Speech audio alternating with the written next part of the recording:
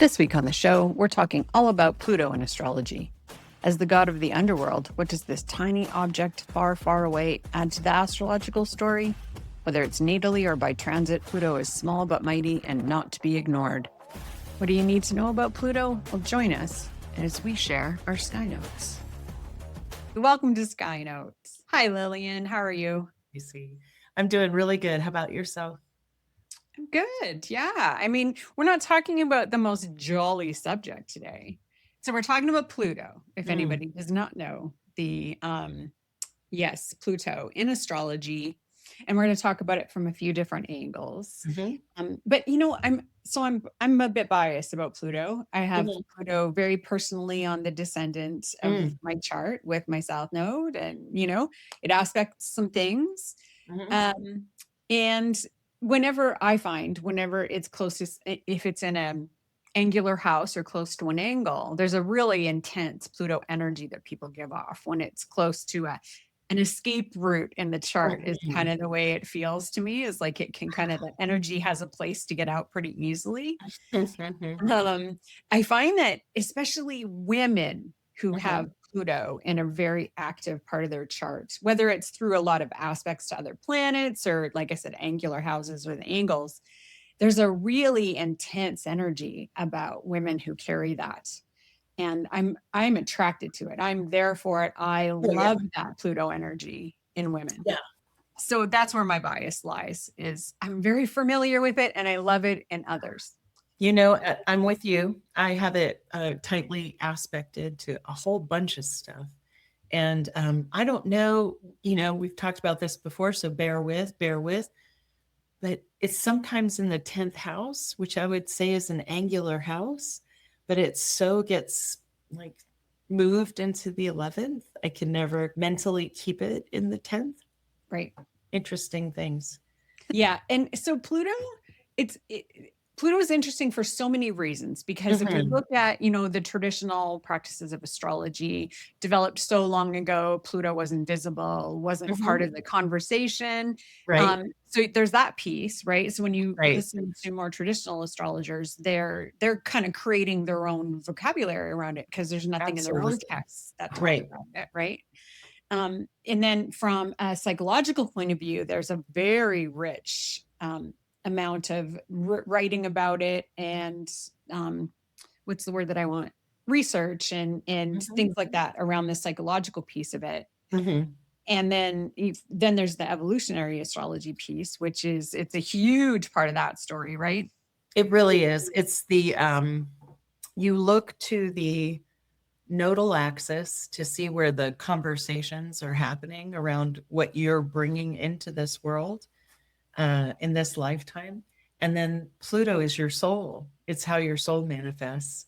And so by embracing that, I have Pluto in Virgo, for example, and its opposition, its polarity point, Pisces, for my instance, you begin to see what it is you're kind of here to do. And then so it moves very slowly. So there's that part of the story. You're not necessarily going to look at it in things like progressions or anything like that, because it just moves too slowly to, add a whole bunch to your evolution in that tool, anyways. So when you're looking at it natally, because I come from more of the psychological piece, I don't see it as ruling Scorpio like traditional astrology often will. And I think evolutionary looks at it that way too, right? Gives it rulership to Scorpio. Yeah. Oh yeah.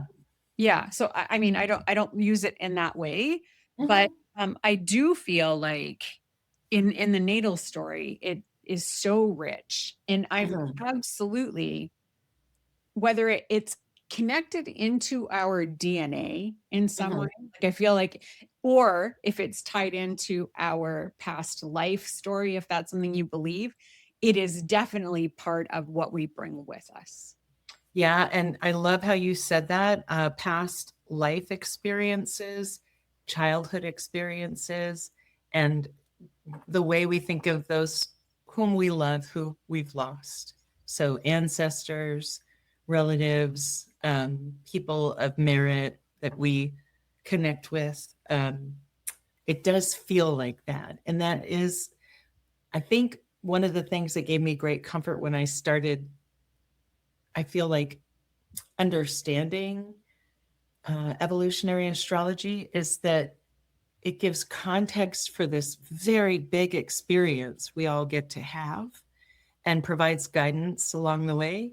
And without it, there's just, it's haunting, or can be haunting. It can be much more painful and much more confusing. And so for me, it clarified and kind of calmed down a lot of things.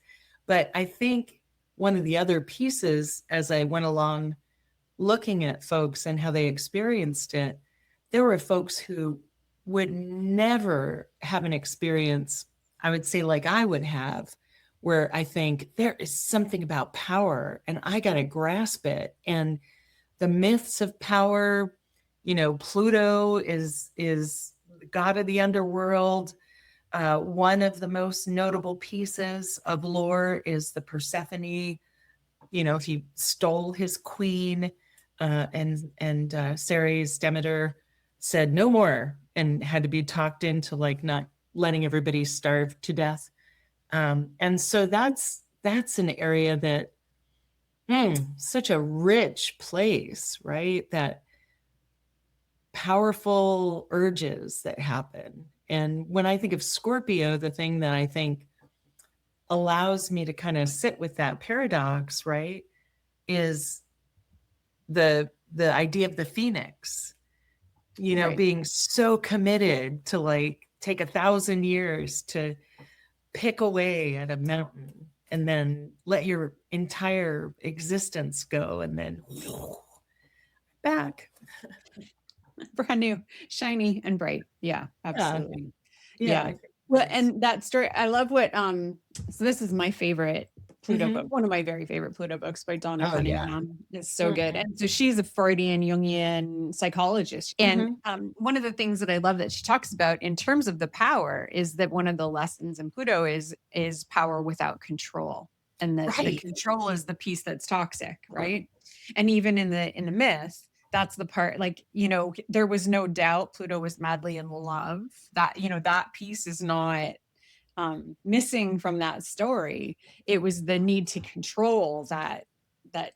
toxified it, right? That's exactly right. Yeah. Yeah, absolutely. So I think Yeah. that that's really vital. But when we talk about it, and when I say that I really am attracted to women, hanging out with women who've got these strong Plutos, it's that relationship to power that we're navigating with the charts that we've been given that I find really, first of all, I don't feel like I have to damp down my Pluto when I'm around other Yeah. angular Pluto people, women especially. Mhm. Right. There's no, I just get to own it and live Right. it and not control it. That's right. Whereas around people who don't have a really strong connection to that energy, it can be intimidating. Like when I've met people who have it on the ascendant, often as soon as you say you're intimidated, people are intimidated by you right away. There's a resonance. And for Mhm. some, you look at some charts where there's a very gentle, maybe a strong Libran energy. And, Mhm. every time somebody meets this person, they're confronted with Pluto. That's a huge like thing to learn how to navigate in life, especially Mhm. if you're a woman living in a culture that's been telling you you shouldn't have power. I really like that. And so the relationship to power, not to control it, and then the other piece that you just said, I think what I love so much is, and I got to look it up to make sure it's accurate. So I won't say who I heard say it. It's Okay. not an astrologer, but they said watching a documentary about a singer, they realized some folks just have to learn how to channel their talent. And then immediately my mind just exploded with, Britney Spears and, NBA players who become homeless and, the kind of quick exposure that can go in a second, right? And then, yeah, the outer planets are asking you to find the channel because you're not going to live it. You're not going to whip it up every day. You need a regular place for it to go, or you're going to be like, not again. It needs to be structural, right? Right. The Right. ability to allow for space without controlling it. Yeah, for sure. And what's interesting about it, like, if you think about control from within, like somebody's own narrative, you Mhm. know, I think that in certain places in the chart, there's going to be a theme around that, around having to control your narrative and what happens when you can't, and Mhm. and how do you navigate that. I had one of my most shifting experiences in, like, having, it was 1 week of consultations, and Mhm. it was a Pluto theme. Like, it was Yeah. every single person in the book that week had a Pluto story. And the thing that was fascinating was I had 2 clients, one day after the other, who had the same nodal Pluto Mars signature Oof. in their birth chart. And I'm Oof. talking angles involved, like, and like the Oof. Pluto and the node down on the IC, like, and the same, right? Person A, lived experience of trauma and family stuff, and right, very, Right. very forthcoming, shared very deep, intense things with me, but it was a lived experience story. Mm. Next client, same signature, none of the lived experience story, all of the trauma. And I'm like, so that's when I'm like, this is either cellular or past life, Wow. period. Like, Yeah. because it's like literally these 2 people have this exact same signature, the exact same fears, very similar trauma. Yeah. One didn't have to live it to Yeah. have it. And I just Yeah. thought, oh my gosh, like, so I looked at that whole thing so differently, that, lived experience isn't always the only indicator that that trauma is going to exist. Right. And to many clients, they're not going to want to hear that there's this metaphoric song and dance going on if it's not impacting them. Oh, You but know, here's the thing, it was impacting this person, but it was fascinating. confusing as heck, because why? Right? It's kind Mhm. of similar to the signature with Saturn retrograde. Like, anybody Mm. coming in with Saturn retrograde feels this heavy burden that everything's Yeah. their responsibility, Yeah. whether that was put on them or not. They still carry that same weight. Okay. Yeah. Does Yeah. that make sense?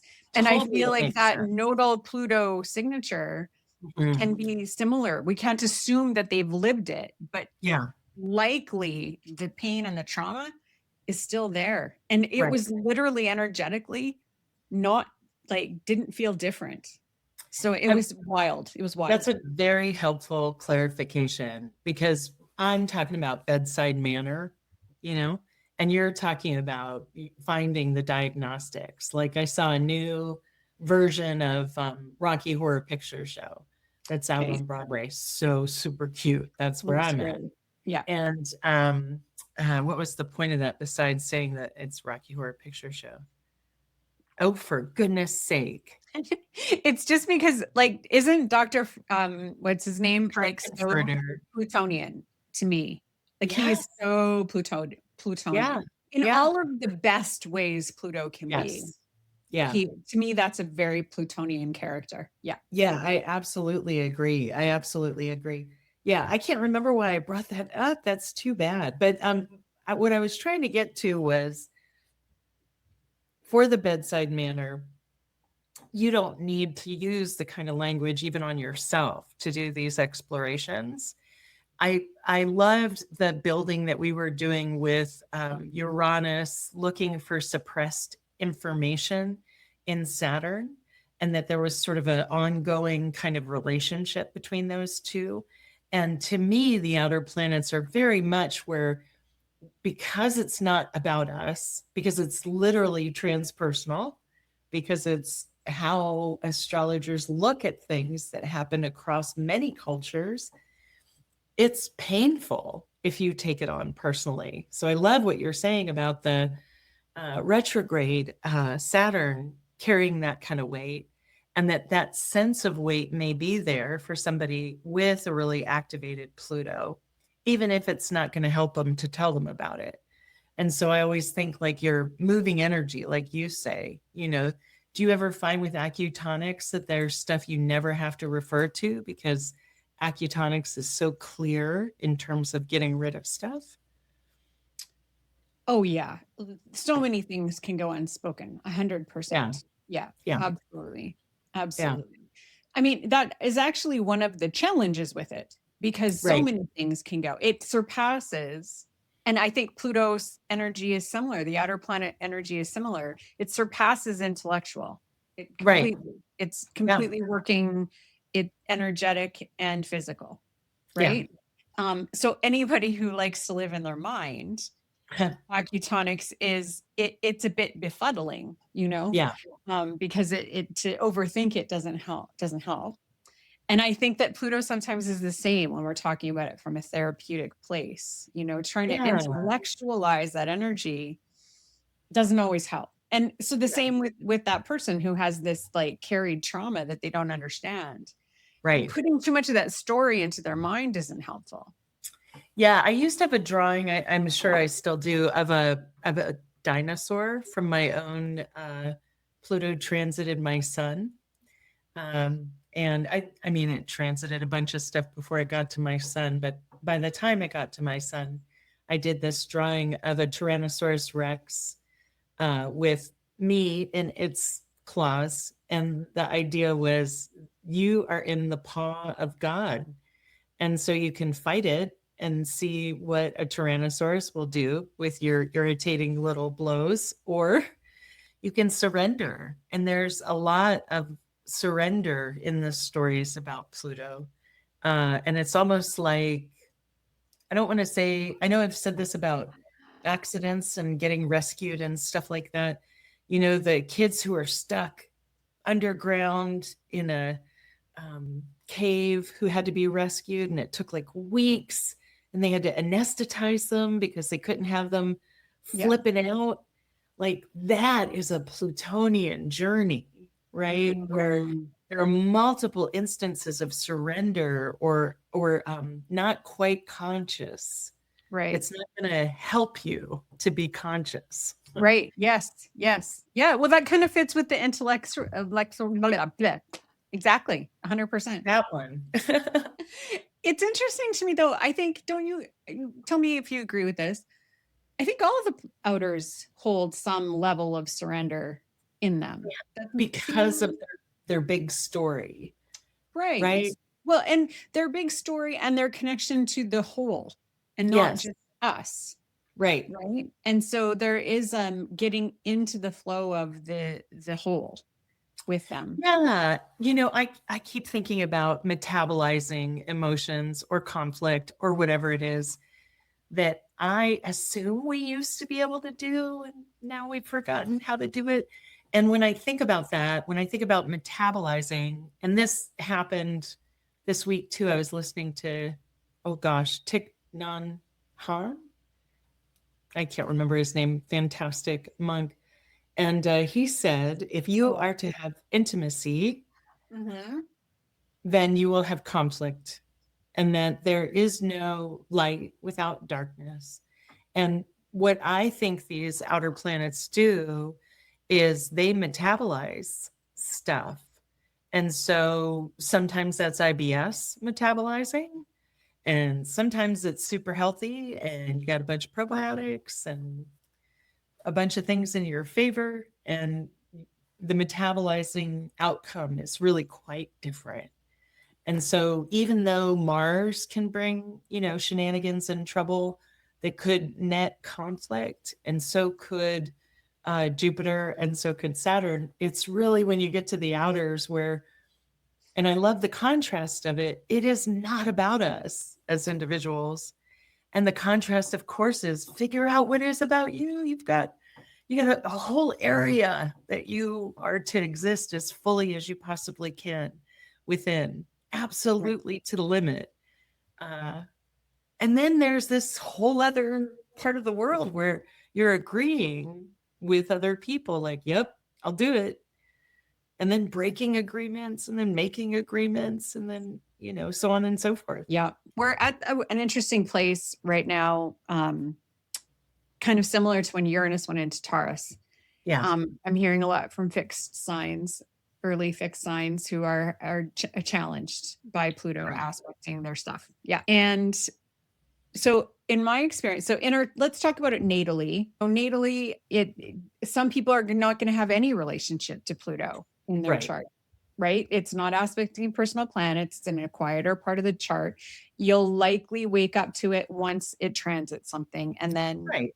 for people like that, kind of like me with Neptune, the Pluto transits are going to be tricky because Mhm. if you haven't metabolized that natally, you're going to have to do it by transit, right? And Right. so those ideas around power and buried emotions and tell me anything I miss, buried Uh, uh, power, um, self confrontation, control, uh, control.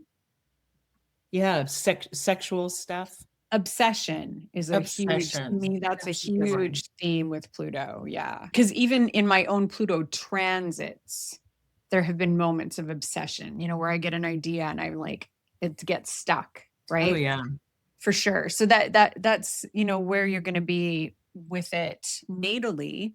If it's in an angular house, those are going to be a very big part of, if it's first house, it's part of who you are. Fourth Right. house is going to have something to do with your family and how you grew up and Right. where your roots grew. Hmm. In the seventh, it's going to be part of your relationship story. Right. And in the 10th, it's going to be part of your public story and your career Right. story and all of that. Right. Right. Um, and so it's going to have a really big story to tell no matter where it is in the chart, whether you've I love metabolize. Thank you for using It's that good, word. That's a right? good one. Yeah. Yeah. And if it's not going to be aspecting planets, then it's not getting metabolized until. It makes me wonder, can you metabolize it by observing the relationship of the moon to Pluto each month? Right? Or Right. something where you're Right. like just taking a nibble, you're titrating, and then Right. that gives you some perspective for when it Right. knocks you Right. over. Well, and it would almost be worth, somebody who has a Pluto that's not active and that they Right. don't have a relationship with. It's almost worth looking at times when that progressed moon woke it up, because then it's like, okay, so what kind of Pluto I things like were that. picked up? Because those are the points where it's going to get slowly assimilated into the life experience and all of that, Yeah. right? Yeah. Is going to be by definitely the progressed moon, but there could even be other progressions that happen to wake that up too, for I like sure. that. Yeah. Yeah. So, I mean, it's not going to come out of nowhere by transit, No. likely, right? And with regard to the folks who don't necessarily consciously grapple with their Pluto, they may be projecting it sufficiently so that they're just seeing it in everybody else, and attributing it to these surroundings. And then the unfortunate part would be they might run away from that and then here up the same problem shows up, and so on and so forth. So, like you're saying, the power piece is super tricky, right? It's super Yeah. tricky. Yeah. And it's extra super tricky in cultures where women aren't supposed to have any power. Oh And boy. so anytime you see Pluto, if you have it natally and it's in Yeah. opposition with a personal planet, Right. and you live in a culture where you're not allowed to have any power, it's a really good chance you are going to be projecting that. Yeah. Like, I'm going to say super high percentage Yes. people. That Yeah. it's so well said. Any culture that creates those kind of limitations forces the expression through a really specific channel rather than Right. full expression. So interesting. Yeah. Yeah, and it's 5 degrees Aquarius right now, yeah. Is it?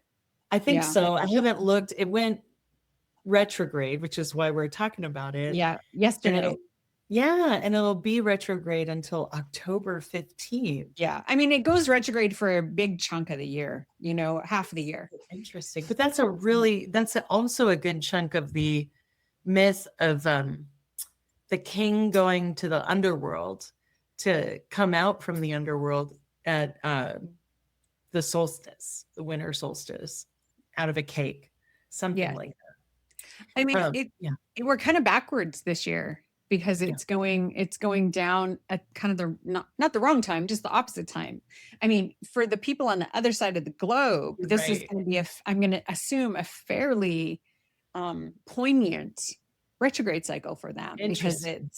it's going to hide and letting them grow and flourish and do all of its beautiful Yeah, series stuff with that Pluto cycle, instead of we're going against it right now up here. right. Yeah. Right.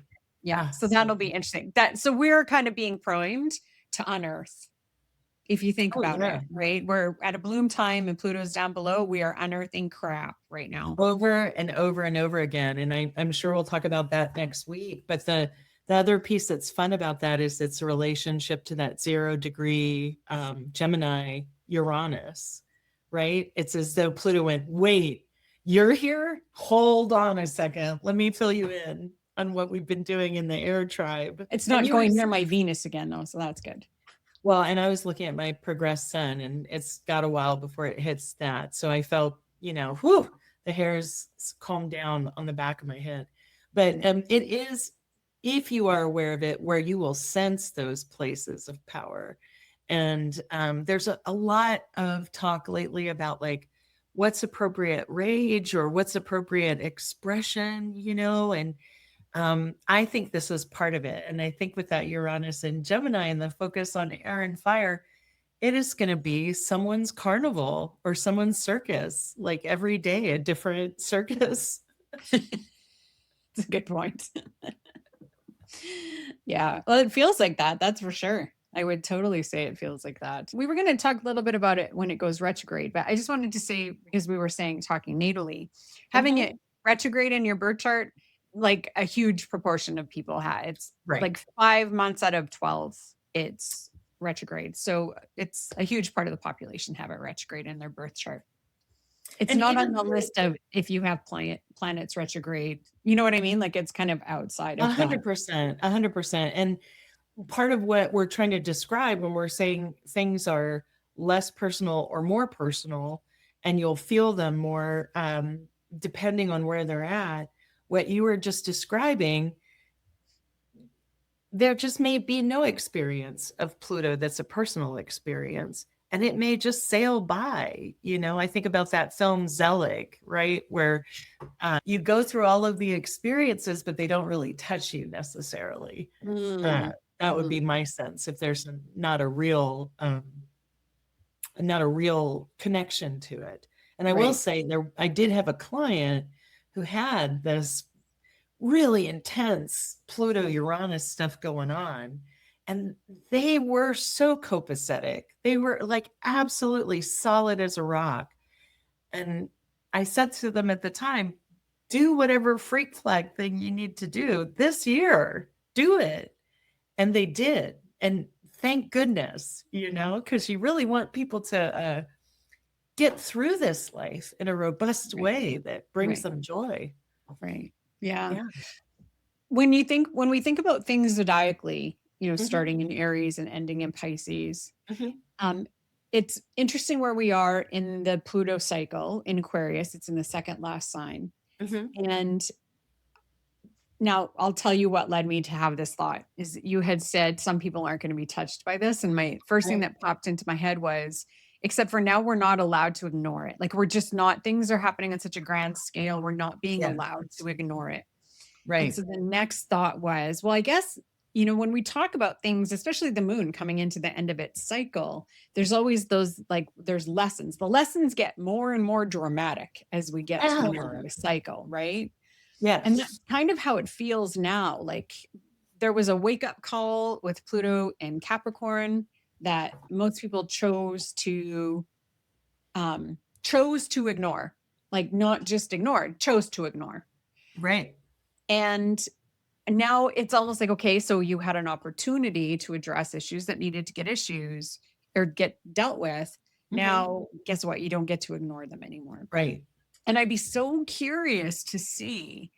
Um, so in where I live, you know all about the separation crap and all the BS Yeah. that's happening here. The elections body is a no, they're giving our government trouble because the electors list went public. 3 Oh, million, the entire population of Alberta was made public because yeah.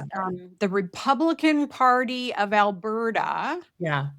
which had two kind of fake candidates just so that it could get the voters list, so we could separate and become American.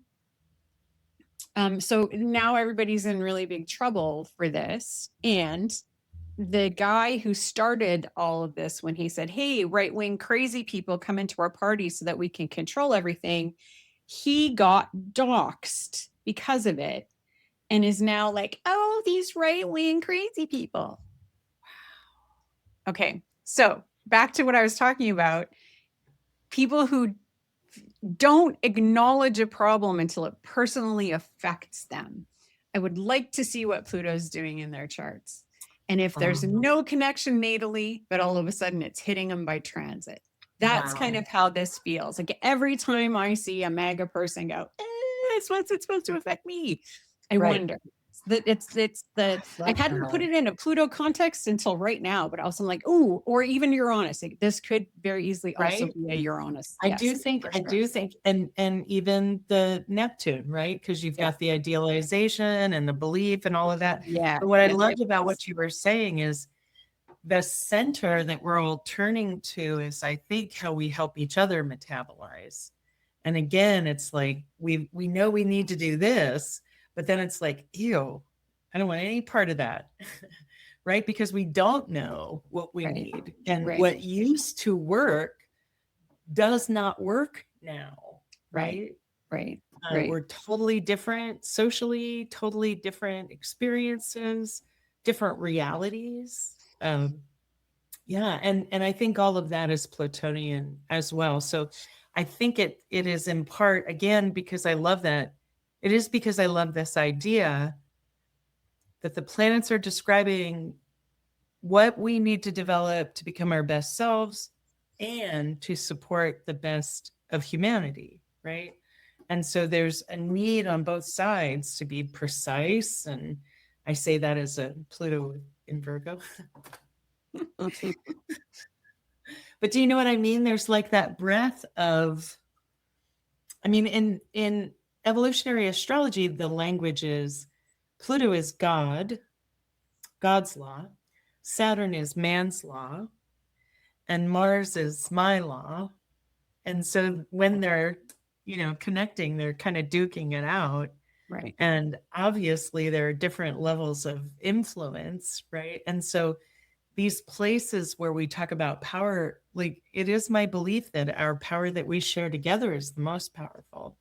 And so that mechanism that would turn us towards like, oh, this is how we can do this, is what I think the outer planets in particular bring to us. And this is what more my brain went was we are, as we're metabolizing everything we've been trying to learn from Pluto in this, it's been such a Plutonian time since just before COVID, right? Yeah. And as we're trying to metabolize it, I'll be honest, I've never really looked that hard at a Pluto retrograde cycle because by transit we just walked into that. But what's fascinating to me is that it started stationing a couple weeks ago. And that's when all of a sudden we see these people who are like, oh God, this is affecting me. Right. The power and control games that I've been playing are affecting me. So, we have 5 months. And I think what we're just have been seeing this week and a half of the realizations of people's personal effect, the effect on them personally, we're going to see that more and more over the next 5 months. That's my guess. Yeah. The phrase that comes to mind is unintended consequences. Oh yeah. I mean, I'm going to say Pluto is the fuck around and find out planet. If I had to give that phrase to any planet, I'm going to give it to Pluto. It's like, because Mars doesn't necessarily have consequences when it's badly behaved. Saturn is a consequence. Like Saturn is all consequence, it feels like, right? But Pluto, there definitely is a very strong cause and effect thing there, right? It's like there's the action of Mars, but there's also but are you ready for what that is going to dig up? And again, that's like the turning. I mean, I love this image that I'm having, so forgive me for like going on and on about it, but that idea of like community not necessarily being out here, but being another part of our mechanism for creating and co-creating life, I would say. Right.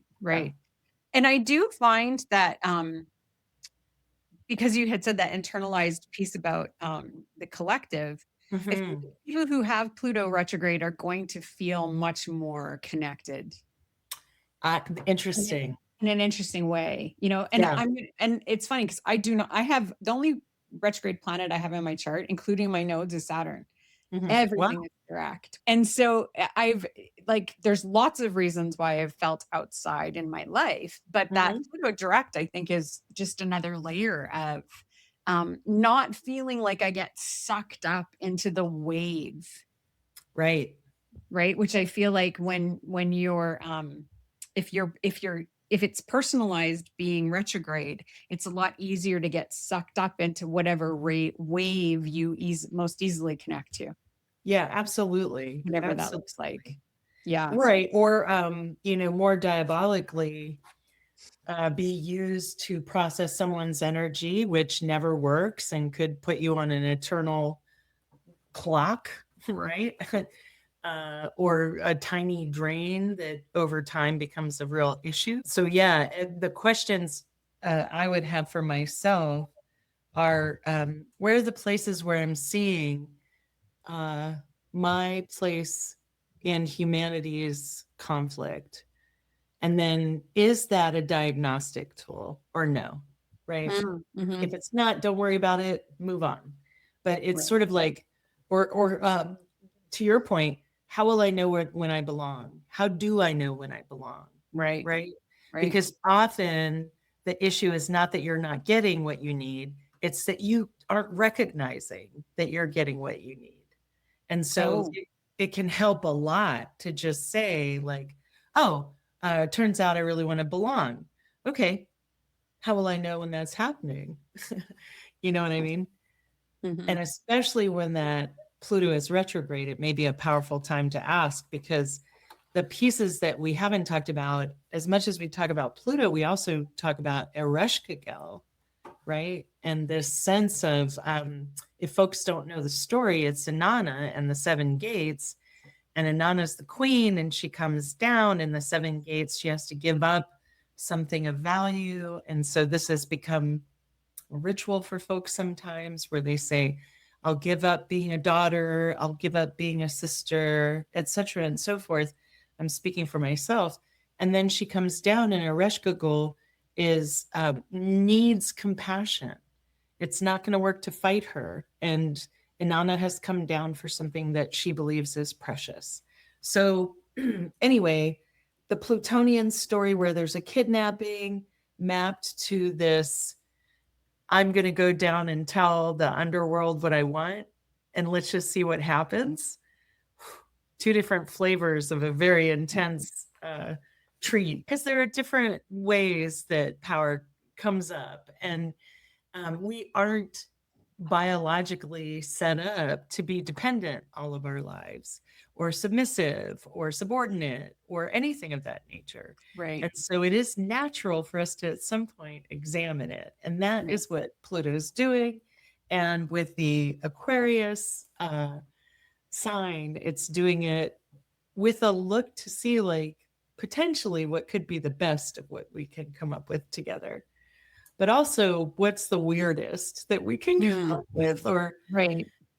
most outrageous. I'm not Right. sure. Rebellious. And I had mentioned a while back, when we were first coming out of Pluto and Capricorn, Hmm. because I really felt like one of the things people missed in whether it was in the astrological discussion or just socially, people, was that there's, Capricorn is very much about responsibility and taking Hmm. responsibility, and Pluto is a totally social planet. And so for me, part of what we went through at the end of the Pluto and Capricorn was learning how to be responsible for each other and doing things to care for each other. And that boat was missed by so many people. Right. And one of the things that I was concerned about as Pluto moved into Aquarius is that the changes that need to come now are going to come completely dispassionately and Right. without, because the ability for Aquarius to have boundaries and to disconnect emotionally Hmm. is that it's a far more instinctive taskmaster. It'll just go after whatever needs to get done. right? Indiscriminate, I guess is the word I wanted. Yeah, indiscriminate. Yeah, yeah. I mean, there should be a sense of Saturn as a motor that provides structure. So you've got all this energy, and Saturn goes, you know what? You can use it like this. In Capricorn and Aquarius, some people are getting themselves over their skis. They're saying, oh, this machine works so great. Let's just let the machine take us where we're supposed to go.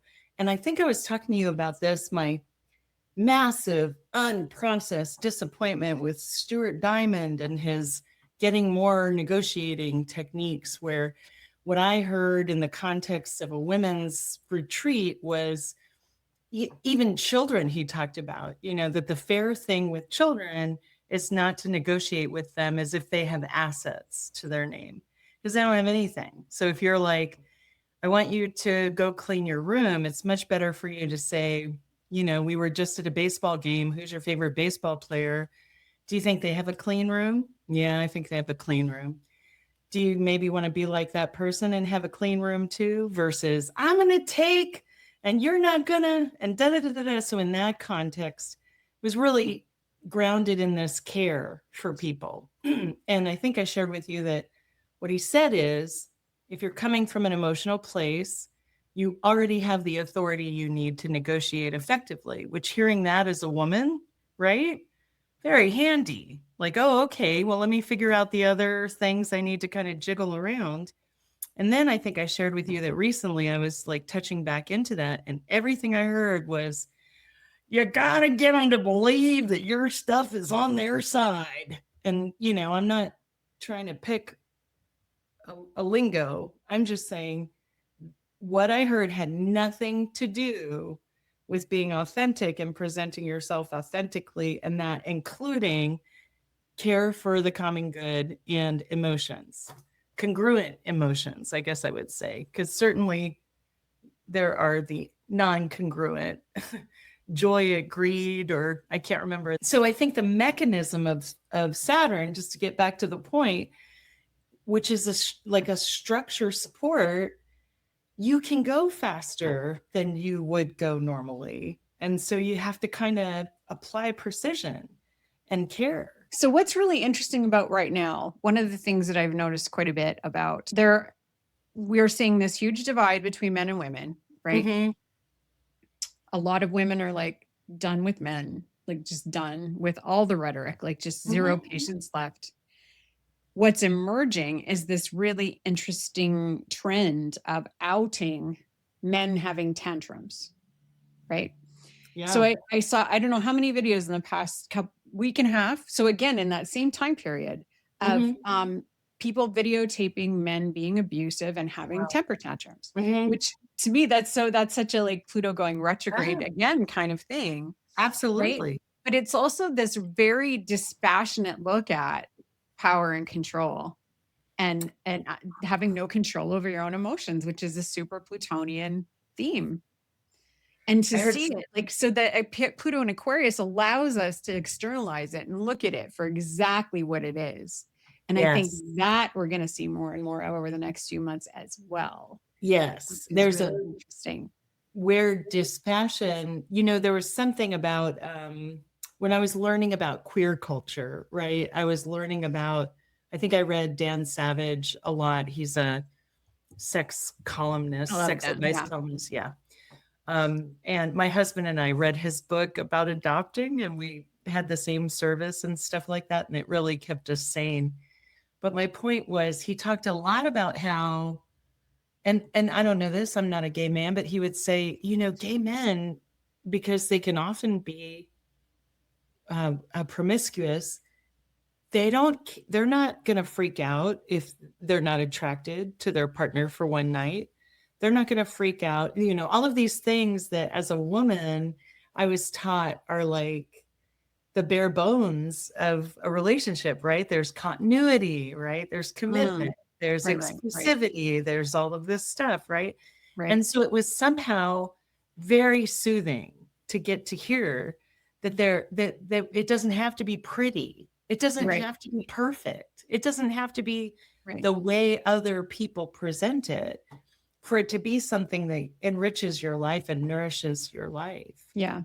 Well, so here's something that's really interesting that I don't know, just kind of popped into my head, thinking about this and talking about it by transit.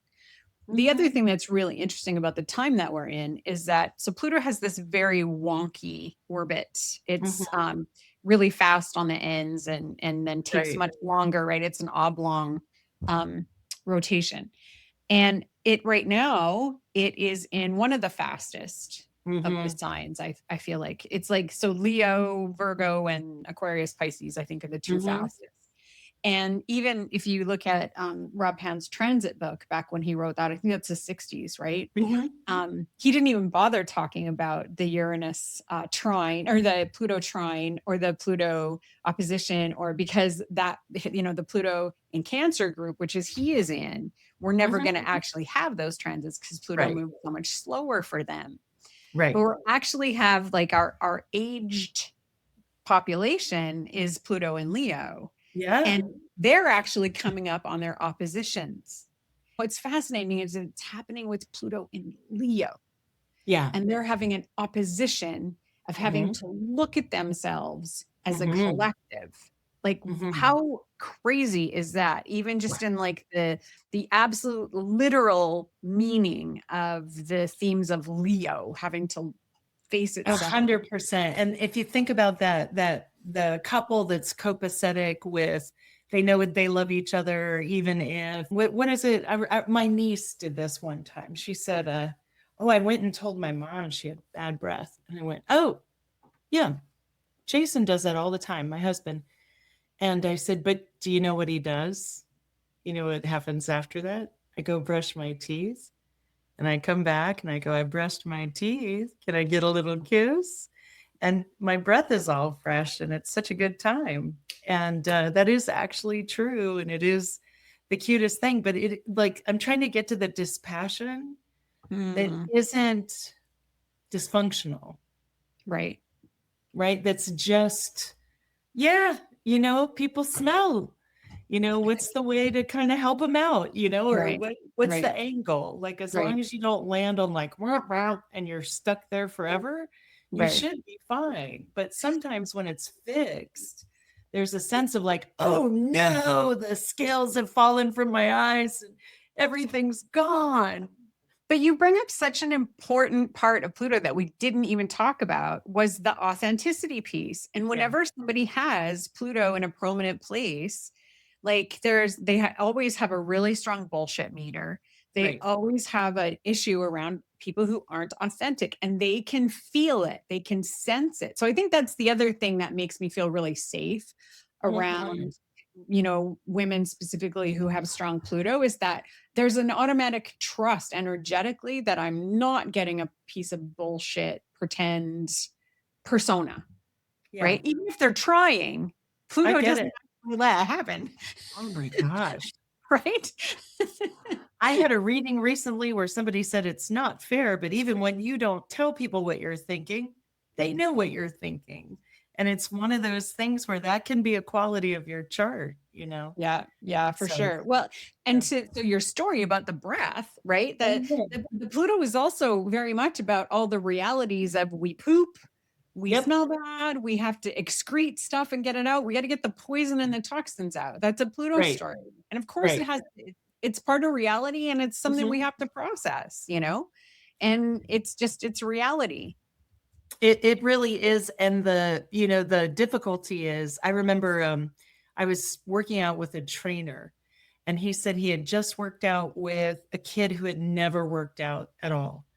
And he had to tell the kid a couple of times it was okay to sweat. While they were working out, they thought something was going wrong. And so, to your point about the folks who don't necessarily feel it, right? When we get into these areas where we talk about power, we can talk about enslavement, we can talk about a victim mentality, we can talk about all kinds of things. We can talk about sadism, we can talk about power hungry people, we can talk about ambitious people. And the flow through is like you're saying, you just don't stop at that point. You allow it to change what it is that you're seeing. And one of the evolutionary paths for Leo in particular is to be seen and know that you're okay with that, right? And so, yeah, it's kind of freaky, right? It's not just that you're going to be seen, you're going to be seen by your polarity point. There's kind of no defense, nobody is going to protect you, and you're okay. But then what we have to be prepared for is the projection. Right. Because, right, we're having a transit opposition and there's 100%. potential for projection, right? Absolutely. Absolutely. Yeah. And it's so funny because when I think about projection, I think about, how sometimes people get a great idea and then they notice that 10 other people got the great idea and they're like, ah. But that's how ideas happen. It's the same thing with projection. Like I can look at like 20 people who are carrying a nibble of my story or whatever it is that I tried to hoodwink them on to carry for me or whatever. And when I get the story back and I see what they're capable of, that's the Plutonian moment, right? That real beauty. There's such a huge difference between understanding something intellectually and experiencing it. And with Pluto, you are going to experience things. And so it's great if you've got ideas about it, also surrender and expect there to be processing and all of that kind of thing. And when we talk about transits, I brought up Pluto going over my ascendant because there is no more transformative space, I would argue, for an individual than when Pluto's coming into your first house, the house of your body. And so a lot of times people lose a lot of things that they thought were their identity. And the message there is it really you? How much of that was really you? Is there something else going on that's you? Can you be that? And I just hope, because I mean, the whole point of an opposition by transit is for you to be able to see. Right. Objectively. Right? Yeah. And I know for myself, because I have Venus at 1 Leo. So I had the opposition from Pluto all last year and the year before for half a year.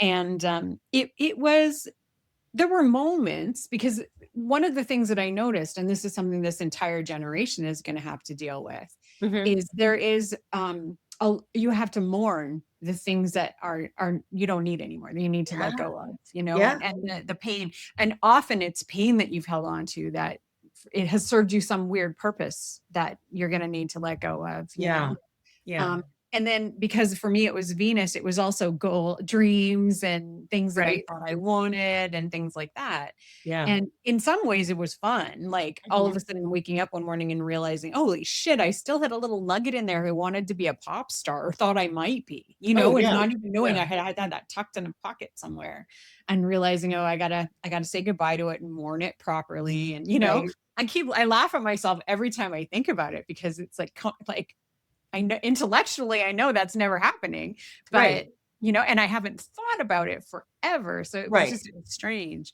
but it was definitely, there was a lot of things that were sort of, it felt like they were kind of dug up from the backyard and gone, oh, look, do you want to look at this? So it's wild when you think that a whole generation of people is getting to go through that right now. You can feel it, right? Because the surveillance stuff is so intense, right? Yeah. And then the abuse of the surveillance gets really intense. Yeah. And then the surveillance gets abused and turned into something else. I mean, I would call that the thing. Yeah. I know we had on the schedule to talk about 18 man. I think we should talk about the birth experience another time. No, well, we'll work with that. I got some ideas for that. I'm excited. Yeah. But I just want to kind of close with not a happy note, but there's nothing more Plutonian and the opposition than the Epstein files. Like when you think about Pluto themes and control and exploitation and, all of that, and it coming to light with the universities of putting women to sleep. Yeah. And then videotaping them. Whew. Yeah. All of that is super Pluto. And what you were saying about the female male stuff, right? Or duality or something, like, I'm not quite sure, but dominance versus liberation, I guess is where I would put it, because there are so many men and so many women who are like on different sides of the story. Right. And so I often find men who are just lovely and exquisite. And then I'll find men who are holding on to being in charge. Yes. And Well, that and it's it's interesting because we've heard that get so much louder, right? As yeah, Pluto's like, gotta let it go, gotta let it yeah, go. It's like at this crescendo right now. So again, the yeah, retrograde, it'll be interesting to see what the retrograde does to shift that or, yeah. unearth it, show it. I'm not sure, but Me we are in either. an extremely Plutonian time for It sure, really everywhere is. we look. Yeah. Yeah, absolutely. Yeah. All I've been right. burning stuff and getting rid of stuff as hard as I can. Excellent. Excellent. Excellent. And I'm using it a little bit differently. I always like if you're having a Pluto transit, appreciate your poop because Oh, every that's a time you great idea. excrete something and you get rid of something that you don't need anymore, that is honoring Pluto. So it's so true. That's very clever. I love it. There's ways to work with it. Anyways. That's right. Take All care. right. Thanks. Take care. We'll Thank see you you. soon. Bye.